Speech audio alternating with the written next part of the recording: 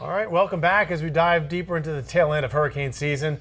It's not just our homes and families we need to prepare for, but also our pets as well, not just during the storm, but before and after. Joining us now, Shelby Baden, Medical Director and Emergency Veterinarian at VEG ER for Pets. Thanks for coming back. Thanks for having me. Okay, we all have hurricane kits, we all talk about it, but when we have pets, we need to have hurricane kits for our pets as well. Absolutely, it's very important. You never know what can happen, and you have to bring your pet along with you when you evacuate. What do you pack when it comes to a hurricane kit for a dog? So the most important thing is if you're going to go to a shelter, you need their vaccination record, because if you're going to a pet-friendly shelter, they might not let you in if you don't have the vaccines. Right. That's a big thing. And then you need food for at least 7 days. Some people like to do 2 weeks of food. And then if you're planning on sheltering in place, having all that food available, and then water, not just for you, but also for your pets. Yeah, the water is key. Last year we learned that the hard way too.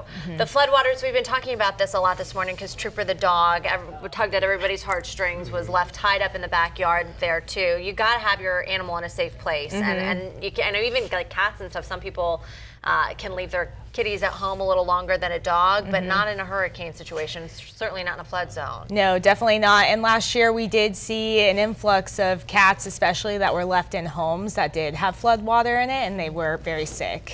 So, yeah. A lot of folks want to take their pets to a shelter. We were just talking about that. Is there anything besides vaccination records that people should keep in mind before they take their dog or their cat to a shelter?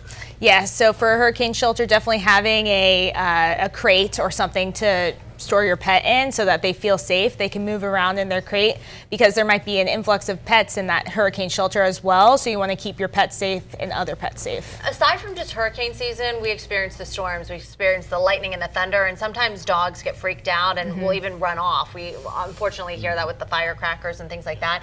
Best way to protect your pet and make sure that you can bring them home safely if they do ever run off? Microchip for sure, and make sure that microchip is registered to you, because sometimes it'll expire in the system. So I would encourage everyone to go online and check and make sure that their pet is registered. And what does that entail, getting the microchip? I don't know anything. What's the cost involved, and how does that even happen? Because you think microchip and maybe think, oh, I don't want to do that to my dog. Typically it happens before you adopt them, or your primary care vet will do it while they're getting their vaccines as a puppy.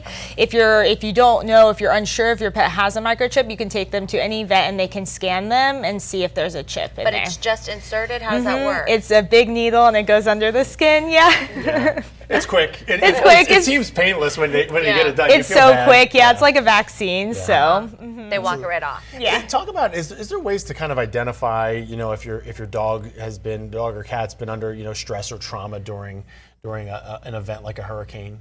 Yeah, every pet manifests stress and trauma differently, just like people do. So the most common things will be abnormal behavior, shaking, crying, cowering, hiding. Those are the most common signs we see.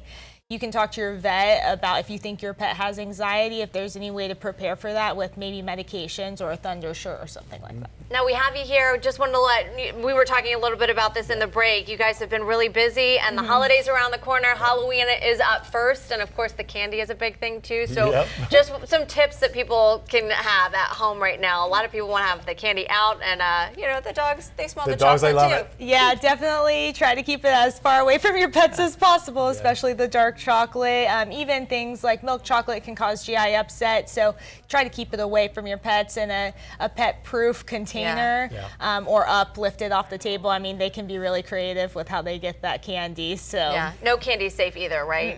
Chocolate is what was most advertised, but like sweet tarts, other things like that. The biggest thing is if there's an artificial sugar in the candy, for example, that can be really toxic to dogs, but anything can make them vomit or have diarrhea if they're not used to it. I've heard old urban legends. It was like, oh, if a dog eats chocolate, they'll die. That's kind of extreme, is it not?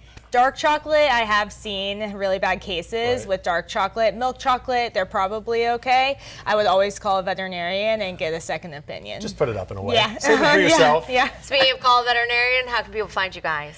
We have 4 locations in the Tampa Bay area: South Tampa, North Tampa, Clearwater, and St. Pete. You can call us anytime and speak to a doctor. Okay. All right, Shelby, thank you so much for joining us. We Thank you so appreciate much. it. Thank you. All right, heading into the weekend, let's get a look at the forecast with meteorologist Courtney.